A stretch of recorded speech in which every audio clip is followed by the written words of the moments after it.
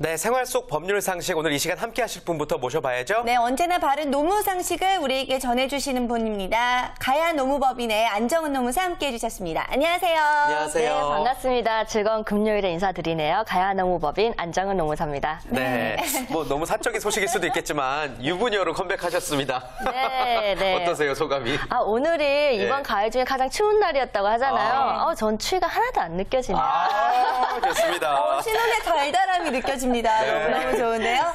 자, 오늘 저희가 알아볼 노무 상식은요, 바로 육아휴직과 관련된 내용이라고 하는데 어떤 사연인지 태진 씨가 소개해 주실까요? 네. 안녕하세요. 저는 작은 기업을 운영하고 있습니다. 그런데 얼마 전 육아휴직을 사용 후 복귀한 직원이 있습니다. 그런데 일을 할 수 없다며 11월 말까지만 일하고 그만둔다고 사직서를 제출하네요. 육아휴직을 1년 사용 후에 복귀한 지 한 달도 안 돼서 그만둔다고 하니 회사 입장에서 조금 곤란합니다. 그래서 다른 사람 구할 때까지만 있어달라고 하는데도 원 막무가내입니다. 이럴 때 근로자가 제출한 사직서를 다 수리해야 하나요? 사실 육아휴직으로 인해 저희도 나름 손해를 봤다고 생각하거든요. 이런 경우 근로자에게 손해배상 청구가 가능할까요? 라고 고민 의뢰를 해주셨습니다. 네, 사실 근로자도 이 고용주도 다 이해가 되는 상황인데 고용주 입장에서는 이 육아휴직 때문에 뭔가 이용당했다라는 생각이 들 수밖에 없을 것 같습니다. 그런데 이렇게 근로자가 원할 때면 언제든지 그만둘 수 있는 건가요? 네, 사실 이 사안에서 보면 사업주가 조금 억울하다고 생각할 수 있습니다.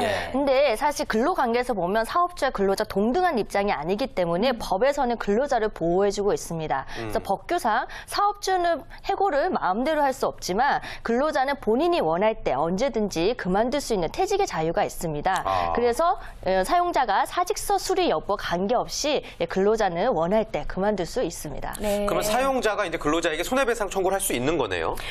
네, 사실 원할 때 그만둘 수 있는 거와 손해배상 청구는 별개이기 때문에 근로자가 갑자기 그만둔 걸로 인해서 손해가 발생했다면 근로자는 손해배상 책임이 있는 거죠. 그럼 이번 사례 같은 경우에도 가능한 건가요?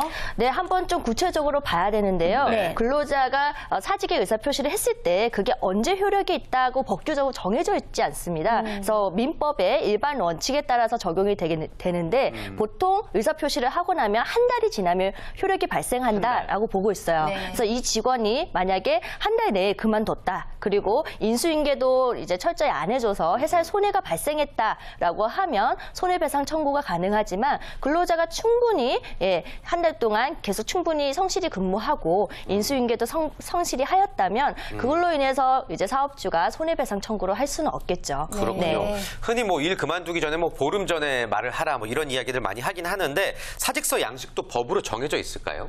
네, 사직서 양식이 법으로 정해져 있진 않은데 나중에 법률 분쟁이 발생했을 때 이를 명확히 하기 위해서 몇 가지 사유는 좀 정확하게 적혀져 있을 필요가 있습니다. 하나는 이제 사직하는 이유, 그다음에 본인이 원하는 퇴직 희망일, 그리고 사직서를 제출한 날짜가 적혀져 있어야 되고요. 또 사직서를 사실은 뭐 상사나 인사 담당자한테 제출을 해야 되는데 그냥 동료 근로자한테 나 내일부터 그만둘 거야 이렇게 말했을 경우에는 사직의 의사표시가 정확하게 전달됐다고 볼 수는 없기 때문에 효력은 없습니다. 또 사직서를 제출했다는 걸 본인 또 입증해야 되기 때문에 사본은 이제 본인의 한부 간직하는 게 또 좋겠죠.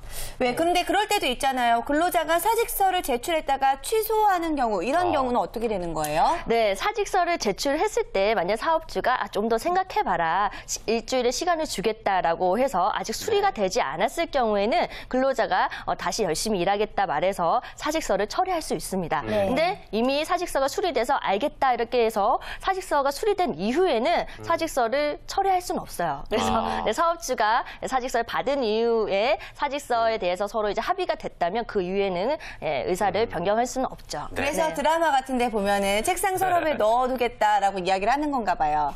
네, 맞습니다. 그렇군요. 신중하게 또 생각을 해봐야 될 것 같고.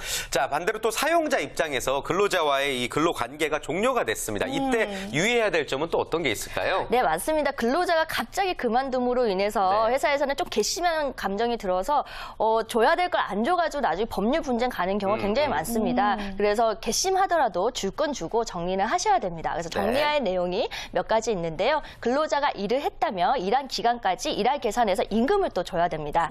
네. 두 번째는 근로자가 1년 이상 근무했다면 퇴직금을 지급을 해야 되는데요. 퇴직금도 그만두고 나서 14일 내에 지급을 해야 됩니다.